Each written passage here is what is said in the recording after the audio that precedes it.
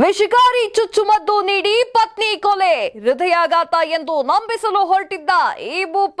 ಮರಣೋತ್ತರ ಪರೀಕ್ಷೆಯಲ್ಲಿ ದರ್ಶನ್ ಕೃತ್ಯ ಪಠಾಬಯಲು, ಕೀಚಕ ಪತಿ ಪಾಪದ ಪತ್ನಿ. ನಮಸ್ತೆ, ಕರ್ನಾಟಕ ಟಿವಿಗೆ ಸ್ವಾಗತ. ನಾನು ಕಾವ್ಯ ಹೆಗಡೆ. ಇಲ್ಲೊಬ್ಬ ಭೂಪ ವಿಷಕಾರಿಯಾಗಿರುವಂತಹ ಚುಚ್ಚುಮದ್ದನ್ನ ಕೊಟ್ಟು ತನ್ನ ಹೆಂಡತಿಯನ್ನ ಕೊಲೆ ಮಾಡಿದ್ದಾನೆ. ಆತನ ಹೆಸರು ದರ್ಶನ್ ಅಂತ.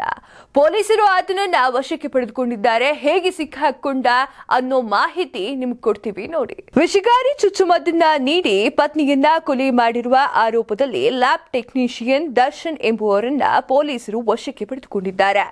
ಮೂಡಿಗೆರೆ ತಾಲೂಕಿನ ದೇವರುಂದ ಗ್ರಾಮದಲ್ಲಿ ಶ್ವೇತಾ ಸಾವನ್ನಪ್ಪಿದ್ದು ವಿಷಕಾರಿ ಚುಚ್ಚುಮದ್ದನ್ನ ನೀಡಿ ಕೊಲೆ ಮಾಡಲಾಗಿದೆ ಎಂದು ಆಕೆಯ ಸಹೋದರರು ಆಗಿರುವಂತಹ ಸುದರ್ಶನ್ ಗೋಣಿಬೀಡು ಪೊಲೀಸ್ ಠಾಣೆಗೆ ದೂರನ್ನ ನೀಡಿದ್ದಾರೆ. ದೇವರುಂದ ಗ್ರಾಮದ ಬಳಿಯ ಅಕ್ಕೇರುದ್ದಿಯ ದರ್ಶನ್ ಮತ್ತು ಕಳಸ ಗ್ರಾಮದ ಕಂಡೋಜಿ ರಾವ್ ಎಂಬುವವರ ಪುತ್ರಿ ಶ್ವೇತಾ. ಇವರ ವಿವಾಹ 7 ವರ್ಷದ ಹಿಂದೆ ನಡೆದಿತ್ತು. ಇಬ್ಬರು ಬೆಂಗಳೂರಿನಲ್ಲಿ ನೆಲೆಸಿದ್ರು.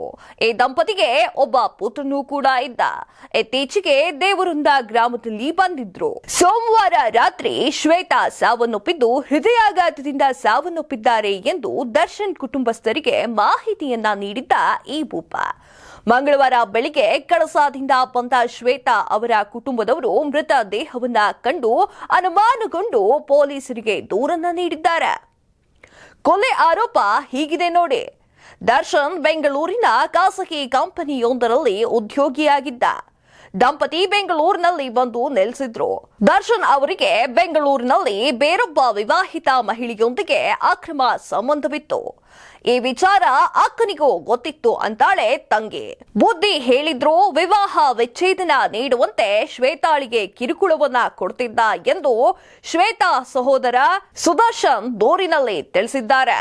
ಸೋಮವಾರ ರಾತ್ರಿ ವಿಷದ ಚುಚ್ಚುಮದ್ದನ್ನ ನೀಡಿ ಕೊಲೆ ಮಾಡಲಾಗಿದೆ. ಹೃದಯಾಘಾತದಿಂದ ಸತ್ತಿರುವುದಾಗಿ ನಂಬಿಸಲು ಪ್ರಯತ್ನ ಕೂಡ ಮಾಡಿದ್ದಾನೆ ದರ್ಶನ್. ಆದರೆ ಮರಣೋತ್ತರ ಪರೀಕ್ಷೆಯಲ್ಲಿ ವಿಷಕಾರಿ ಅಂಶ ಇರುವುದು ಪತ್ತೆಯಾಗಿದೆ ಎಂದು ಸುದರ್ಶನ್ ತಿಳಿಸಿದ್ದಾರೆ. ಇದು ಈ ಹೊತ್ತಿನ ವಿಶೇಷ. ಇನ್ನಷ್ಟು ವಿಶೇಷ ಸುದ್ದಿಗಳಿಗಾಗಿ ನೋಡ್ತಾ ಇರಿ ಕರ್ನಾಟಕ ಟಿವಿ. ಇದು ಕನ್ನಡಿಗರ ಧ್ವನಿ.